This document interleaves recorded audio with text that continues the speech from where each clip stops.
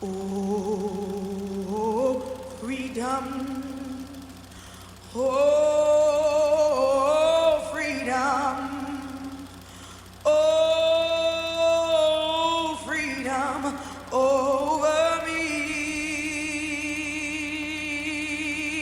And before I'll be a slave, I'll be buried in my grave and go home to my Lord and be free. Dear America.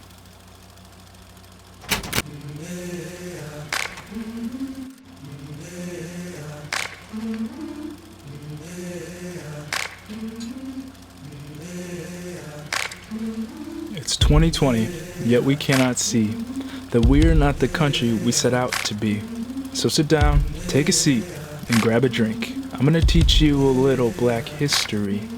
Now, back in the day, we won the revolution, but racism was written into our Constitution. It says that all men created are supposed to be equal, but somehow 5 blacks equal 3 white people. For hundreds of years, we had been slaves, so Harriet traveled the railroad to save the day, and in 1865, on December 18th, the 13th came to light and abolished slavery. So it's over, right? We are no longer owned? Well, let me introduce you to the Black Code.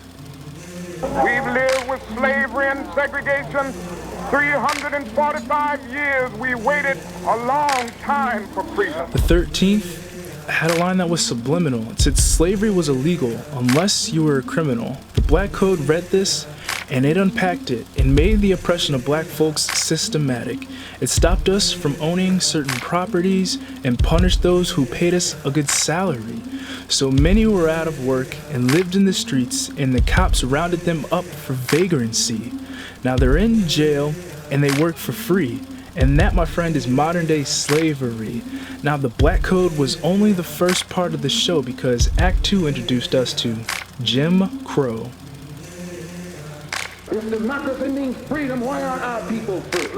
If democracy means justice, why don't we have justice? With Jim Crow, there was no improvement, but the death of Emmett Till sparked a movement. This is when Rosa sat down and said the word no, and Martin would have a dream that everyone would know.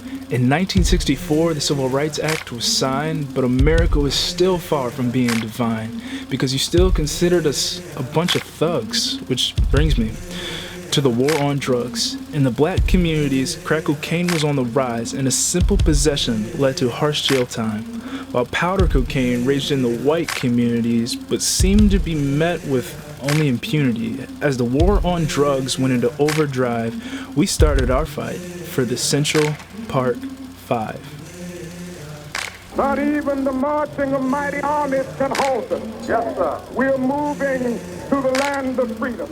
Years later, and we're still fighting injustice, just to see Trayvon Martin shot unjustly. So we marched like we did in '65 in hopes that we might save more black lives. But instead of getting justice and order, we were met with more unjust murder.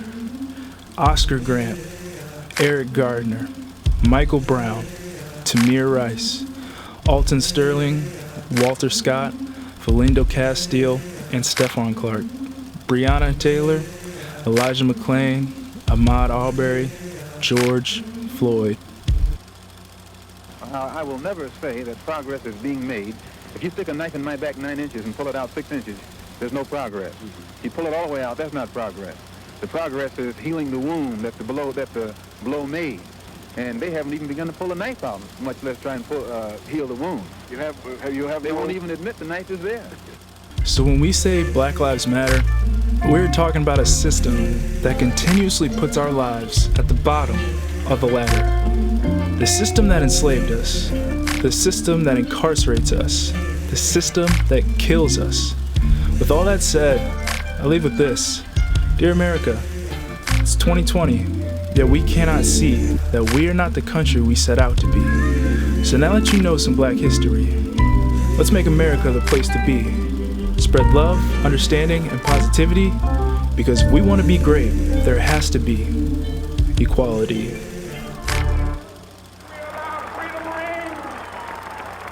when we let it rain from every village and every hamlet, from every state and every city, we will be able to speed up that day when all of God's children, black men and white men, Jews and Gentiles, Protestants and Catholics, will be able to join hands and sing in the words of the old Negro spiritual, free at last,